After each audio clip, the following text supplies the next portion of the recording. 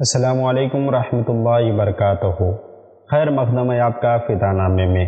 آج کے اس ویڈیو میں ہم کوئی علمی یا روحانی شخصیت کا تعارف نہیں پیش کر رہے ہیں، بلکہ ایک سیاسی شخصیت کا تعارف آپ کے سامنے پیش کر رہے ہیں، کیونکہ مسلمانان ہند و پاک کو اس سیاسی لیڈر سے کافی امیدیں اور توقعات وابستہ ہیں، جسے دنیا رجب طیب اردغان کے نام سے جانتی ہے۔ 26 فروری 1954 کو پیدا ہونے والا مرد مجاہد قسطنطنیہ کو دوبارہ فتح کرنے کے لیے سر پر کفن باندھے نکل کھڑا ہوا ہے۔ کسی کے وہم و گمان میں کبھی یہ نہیں تھا۔ دشمن ترکی کی فضاؤں کو کسی کی سوچ سے بھی زیادہ پراگندہ کر چکا تھا۔ رجب طیب اردغان کا 1976 میں ایک اسٹوڈنٹ یونین سے شروع ہونے والا سفر اسلامک سالوشن پارٹی کی یوتھ ونگ کا ہیڈ بنانے تک پہنچا تھا۔ 1980 کا مارشل لا اس کی راہ میں رکاوٹ بن گیا تھا اور ساری سیاسی جماعتوں پر پابندی لگ چکی تھی۔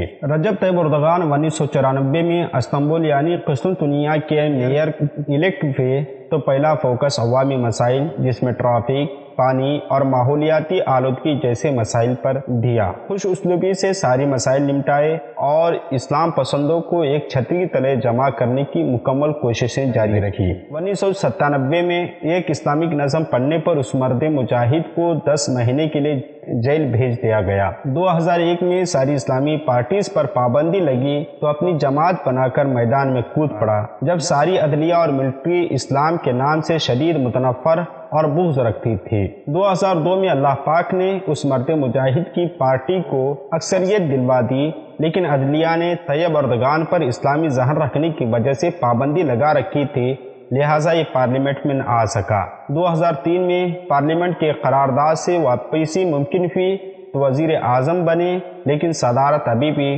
سیکولر گروپ کے پاس تھی۔ بہترین کارکردگی دکھائی اور اللہ پاک نے اس کی مقبولیت اور بڑھا دی۔ 2008 میں اتحادی صدارتی امیدوار کو کامیابی دلوائی اور یہ پہلا موقع تھا جب وہ غیر اسلامی معاشرے کو سدھارنے کے لیے کچھ پوزیشن میں آ چکا تھا۔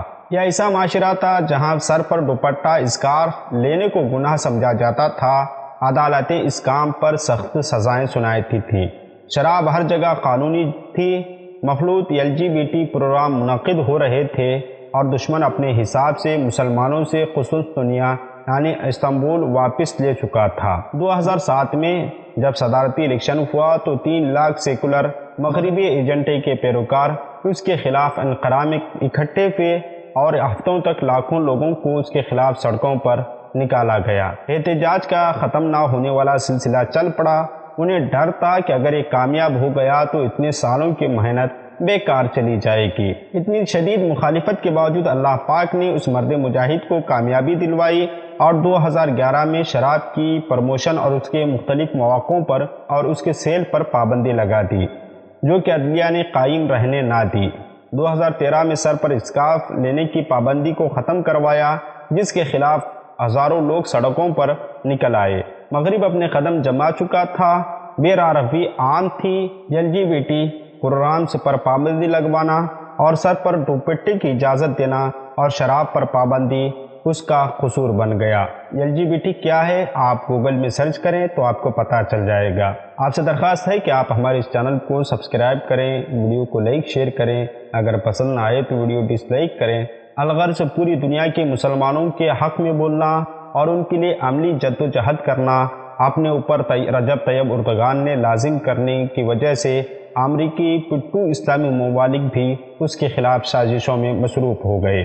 کچھ اسلامی ممالک نے اپنی مغربی آقاؤں کو خوش کرنے کے لیے ترکی پر معاشی پابندیاں بھی لگوا چکی تھے اور اس کی حکومت کو بدنام کرنے کی بہت سے کوششیں کر رہے تھے، جسے اللہ نے ناکام بنا دیا۔ آج سارا مشرق اور مغرب اس مرد مجاہد کے خلاف ہو چکا ہے، لیکن وہ اپنے مقصد سے پیچھے ہٹنے پر تیار نہیں ہے۔ اللہ پاک اس مرد مجاہد کو مزید کامیابیاں دلوائے۔ یہ مختصر خاکہ تھا رجب طیب اردغان کا۔ اگر آپ تفصیلی تعارف چاہتے ہیں تو بتائیں، انشاءاللہ پیش کیا جائے گا، لیکن یاد رکھیں یہ ویڈیو ہمارے چینل اور ہمارے معیار سے علیحدہ ہے۔ ہم اس طرح کی ویڈیو بنانا پسند نہیں کرتے، بلکہ سبسکرائبر چاہ رہے تھے کہ رجب طیب اردغان کے حوالے سے کچھ کہا جائے تو ہم نے آپ کے سامنے کہنے کی جسارت کی۔ ہم آپ سے معذرت چاہتے ہیں کہ اس ویڈیو سے آپ کے ذوق سماعت کو گراں گزرا ہو تو ہمیں معاف فرمائیں۔ انشاءاللہ ملتے ہیں اگلی ویڈیو میں۔ السلام علیکم۔